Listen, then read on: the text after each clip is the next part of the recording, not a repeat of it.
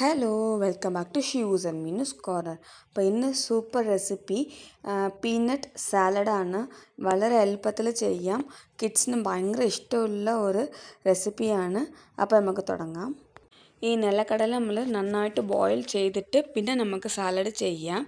ഇപ്പോൾ ഈ നിലക്കടല നന്നായിട്ട് കഴുകിയിട്ട് നമുക്ക് 1 ടംബ്ലർ വെള്ളം ആഡ് ചെയ്ത് അതിൽ ഇച്ചിരി ഉപ്പ് ആഡ് ചെയ്ത് കൊടുത്ത് നമുക്ക് കുക്കറിൽ ഡബിൾ ബോയിലിംഗ് മെത്തേഡിൽ ഒരു 3 വിസിൽ അല്ലെങ്കിൽ 4 വിസിൽ വെച്ച് എടുക്കാം.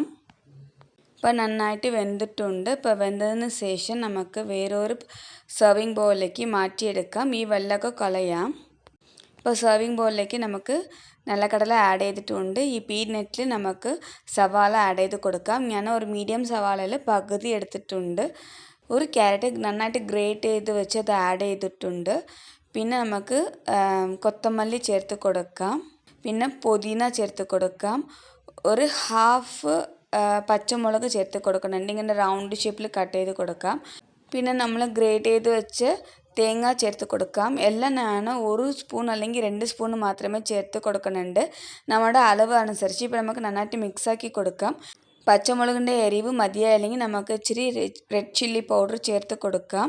അതും ഒന്നുകൂടി മിക്സാക്കി കൊടുക്കാം. ഈ സമയം നമുക്ക് ഉപ്പ് നോക്കാം. ഉപ്പ് തികഞ്ഞില്ലെങ്കിൽ ഇച്ചിരി കൂടി നമുക്ക് ആഡ് ചെയ്ത് വയ്ക്കാം. നിങ്ങൾക്ക് ഇഷ്ടമായെങ്കിൽ ഒന്ന് പച്ചമാങ്ങ ചേർത്ത് കൊടുക്കാം. നല്ല സൂപ്പർ ടേസ്റ്റ് ആയിരിക്കും. പക്ഷേ ഇപ്പോൾ എൻ്റെ അടുത്ത് ഇല്ല, അതുകൊണ്ട് ചേർത്തുന്നില്ല.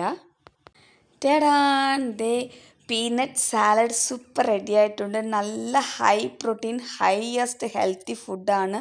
ഇത് 1 കപ്പ് കഴിച്ചാൽ മതി, വയറ് ഫുള്ളായിരിക്കും. ഇപ്പോൾ പിള്ളേർക്ക് നല്ല ഒരു ഹെൽത്തി ഫുഡാണ്.